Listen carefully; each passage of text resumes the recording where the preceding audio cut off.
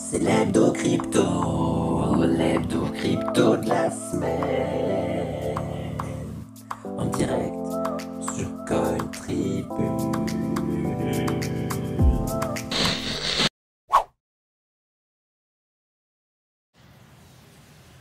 Bienvenue dans un nouvel épisode de l'hebdo crypto. Pour cette semaine, au menu, nous allons parler jeux d'argent. Plus particulièrement, nous allons parler également de growth hacking, de FTX, de Ripple. Et pour finir, nous aurons bien entendu notre session NFT comme chaque semaine depuis bientôt un mois. Avant d'aller plus loin, sachez que cet épisode est sponsorisé par la plateforme d'échange de Bitcoin la plus ancienne du monde, encore en fonctionnement, Paymium. Je vous en dis plus en fin de vidéo. Pour la première news de la semaine, nous allons parler de Stake.com qui annonce une compétition avec 1 million de dollars Bitcoin, bien entendu, en jeu. Les crypto-monnaies, comme vous le savez, ça permet de faciliter les échanges, mais quelque chose qu'on a vu exploser, c'est les jeux d'argent. Et Stake l'a bien compris puisqu'il a développé la plus grande plateforme de paris en ligne 100% crypto qui existe aujourd'hui. Et ils font actuellement plutôt parler d'eux puisqu'ils lancent une compétition hors norme avec pas moins d'1 million de dollars à remporter. Et oui, puisque Stake.com accueillera l'un des plus grands événements de l'année dans le domaine des jeux d'argent, une compétition de paris dotée d'une énorme cagnotte, c'est la cagnotte dont je vous parlais tout à l'heure. Des joueurs du monde entier s'affronteront sur la plateforme Stake, mais seuls 5000 utilisateurs pourront prendre une place au classement, et ces 5000 personnes gagneront toute une part de la cagnotte d'1 million de dollars qui sera versée en Bitcoin. Pour la deuxième news de la semaine, je vous disais qu'on allait parler growth hacking, on va plutôt parler d'un growth hacker. Pour rappel, le growth hacking, c'est une manière de trouver des clients et de faire de la croissance dans l'univers des startups d'une autre manière qu'en utilisant les canaux traditionnels comme le marketing, la communication et ce genre de choses. Le growth hacker, pourquoi on a mis hacker, c'est parce qu'il doit trouver des chemins un petit peu différents, voire complètement différents pour atteindre soit des clients existants, soit de nouveaux clients. Et cette semaine, nous allons parler du growth hacker Giacomo Arcaro, qui dormait souvent dans sa voiture avant le bull run de 2017. Arcaro est aujourd'hui un entrepreneur intervenant lors de conférences, de forums sur les crypto-monnaies et cherchant des moyens de promouvoir leur adoption. Et il s'est donné aussi comme objectif d'aider tous ceux qui ont des difficultés financières en raison de la pandémie actuelle du Covid-19.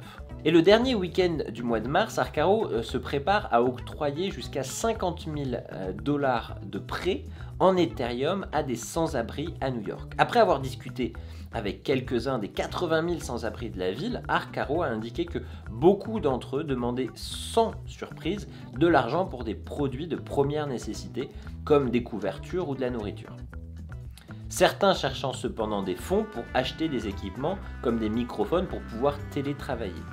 Arcaro a approuvé 12,5 Ethers de prêt avec une moyenne de 0,5 Ethers pour chaque personne. Il a envoyé les Ethers directement sur les wallets mobiles Coinbase des destinataires. Un point qu'on pourrait dire par rapport à cette action, c'est que c'est une très belle action, mais ça oblige les receveurs à avoir une connexion internet et un mobile.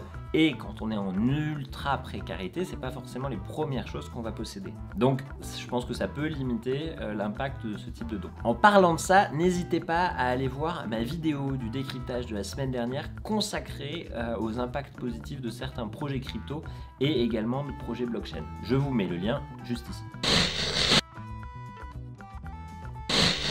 Et maintenant, parlons du procès de Ripple. En engageant une procédure contre Ripple, la SEC, avait entraîné une réaction en chaîne de la part de plusieurs exchanges. Celle-ci consistait notamment à retirer l'actif XRP de leur plateforme, occasionnant de fait une chute de XRP. Après avoir connu une baisse significative des volumes, l'actif semble reprendre un peu du poil de la bête. Se pose alors la question de savoir quel sera l'impact qu'aura le jugement défavorable pour Ripple sur la valeur de son token. Pour la troisième news de la semaine, nous partons du côté de FTX qui signe un partenariat de 135 millions de dollars pour sponsoriser le stade NBA des Miami Heat. Alors, ça nous rappelle un petit peu l'hebdo crypto de la semaine dernière où nous avons parlé de crypto.com qui s'allie à la F1. Cette fois-ci, c'est pour un stade. Et quand on investit 135 millions dans un stade, on le renomme. Et oui, maintenant le stade va s'appeler FTX Arena pour une durée de 19 ans, du coup jusqu'en 2040. Un truc rigolo à noter, c'est qu'avant, le précédent sponsor, c'était America Airlines. Et du coup, le stade s'appelait America Airlines Arena. Et on pouvait voir sur le sommet du stade un énorme Boeing. Est-ce qu'avec FTX, on pourrait imaginer des cryptos vus du ciel en arrivant à Miami? Ça peut rendre le truc vachement sympa. Paymium, en quelques mots, c'est simple, c'est conforme à la réglementation et c'est aussi la seule plateforme qui vous récompense directement sur vos transactions en pratiquant des taux de commission négatifs. Pour faire simple, non seulement les ordres Maker sont gratuits, mais chaque ordre vous fait même gagner instantanément des euros ou des bitcoins. Donc n'hésitez pas à aller voir tout ça, à vous inscrire. Le lien est directement juste en dessous dans la boîte de description. Passons maintenant sur la partie que vous attendez tous, la partie NFT de l'hebdo crypto. Alors, je vais faire un petit passage sur un truc, c'est pas une news extraordinaire dans le monde de la blockchain, mais c'est rigolo à souligner. Rebecca Rose et Peter Kacherginski, deux Américains employés de l'exchange Coinbase, ont décidé de manifester leur amour l'un pour l'autre et leur passion pour la blockchain en se mariant d'une façon très originale. Bon, là je vous parle de NFT, vous avez un peu compris le principe.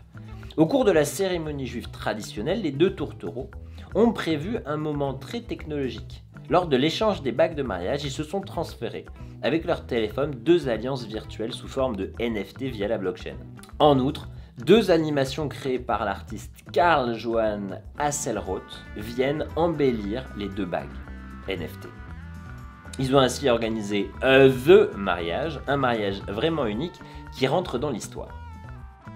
Et pour finir, sortez votre plus belle fourrure et vos écailles de poisson, puisqu'on va parler de Hollywood et de la vague de NFT sur laquelle surfe également l'arrivée du film Godzilla vs Kong. Et pour annoncer ce choc des titans, Legendary Entertainment profite de l'essor des NFT pour lancer 3 offres autour du film Godzilla vs Kong qui vient de sortir au cinéma et sur HBO Max. Ces offres sont lancées sur la marketplace NFT Terra Virtua. Les NFT comprennent une série de posters de l'artiste de la culture pop Codé, Boss Logic Ado, qui a déjà travaillé avec Marvel et Disney. Je vous mets quelques images devant vous, n'hésitez pas à faire un petit tour sur Terra Virtua pour voir s'ils sont toujours disponibles au moment où vous regardez la vidéo et si vous voulez investir dans... Et si vous avez vu le film, n'hésitez pas à me le mettre en commentaire ce que vous pensez de la franchise Godzilla et de la franchise Kong se rencontrant. Voilà, ce sera un petit peu notre discussion geek de la semaine. Ce sera tout pour cette hebdo crypto. Je vous souhaite une très bonne semaine. N'hésitez pas à vous abonner à la chaîne Coin Tribune, à lâcher un like. Ça permet de la mettre en avant puisque, comme vous savez, on débute. Donc, on pousse sur les pouces bleus. Je vous dis à la semaine prochaine. Ciao!